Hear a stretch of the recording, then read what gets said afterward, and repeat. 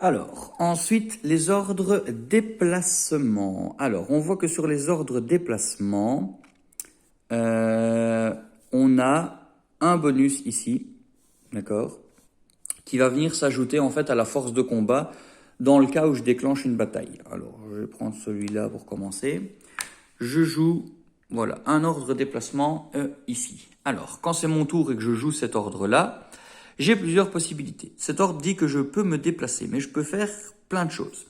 Soit toutes les unités qui sont sur le territoire là où je joue peuvent se déplacer sur un territoire adjacent ensemble, d'accord. Ou alors je peux les déplacer sur deux territoires différents. C'est pas un problème. Ou je peux même en laisser un ici et en déplacer qu'un des deux, d'accord, sur tous les territoires adjacents possibles. Alors, je peux aussi, donc tout ce que je viens d'expliquer, tous ces déplacements-là sont possibles vers des territoires qui sont déjà occupés par un autre joueur. Et là, je déclenche une bataille, d'accord.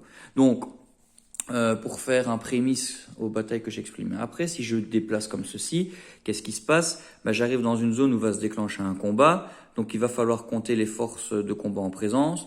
Un fantassin 1 point, un chevalier 2 points, ça fait un total de 3. Même chose pour le joueur jaune. Donc on a 3-3, et si jamais il y a autre chose que 0 ici, j'ajoute ma force de combat à celui qui se déplace, à celui qui attaque. Alors j'en ai un où c'est -1, où je dois faire -1, et le spécial où c'est +1, en fait. Donc voilà, donc simplement pour expliquer ça. Et c'est comme ça que ça se déroule. Alors quand ça se passe, on déclenche une bataille, on compte les forces de combat, on joue une carte, enfin j'expliquerai après. Alors juste pour dire qu'on peut se déplacer. Alors je suis pas obligé de tout déplacer, comme j'ai dit, donc je peux en déplacer qu'un seul pion. C'est pas un problème. J'ai ma force de combat qui sera réduite évidemment. La seule chose que je ne peux pas faire, c'est déclencher deux batailles avec le même pion ordre. Ça je peux pas faire, parce que je déclenche deux batailles et ça je peux pas. Je peux en déclencher qu'une seule.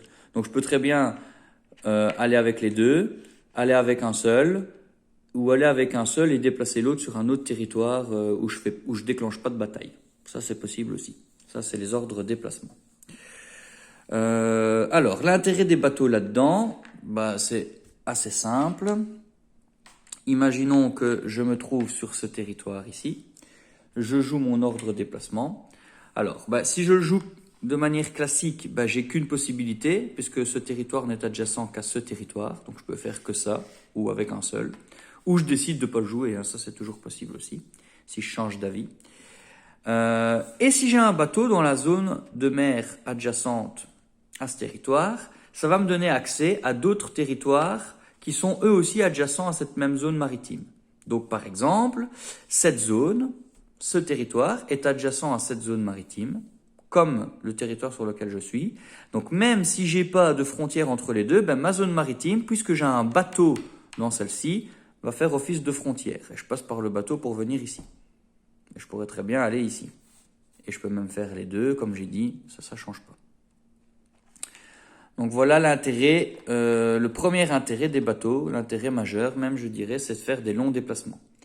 Alors, je peux avoir deux bateaux, d'accord, dans deux zones maritimes successives, qui vont me permettre de faire des déplacements encore plus longs.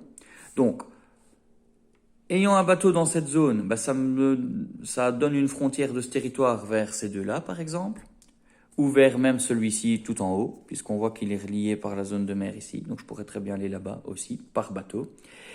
Et puisque j'ai aussi un bateau dans cette zone de mer, les deux étant connectés, ça devient une grande frontière qui va connecter ce territoire à, par exemple, le territoire qui est ici. Donc je passe par ce bateau, et par ce bateau, donc c'est connecté, et donc de ce territoire, je peux faire tout ce long trajet pour venir jusqu'ici. Donc je pourrais très bien déplacer un ou deux pions directement ici. Ça me permet de faire un long trajet. On voit bien que si je veux le faire par voie terrestre, c'est beaucoup plus long. Mais voilà à quoi vont servir les bateaux dans des déplacements. Donc voilà, donc ça c'est pour les déplacements. Je ne peux déclencher qu'une seule bataille. Je fais ce que je veux, mais je peux déclencher qu'une seule bataille qui se résout tout de suite. Voilà. Et alors, j'ai un bonus de force de combat si je déclenche un combat, soit -1, soit 0, soit +1. Voilà pour les déplacements.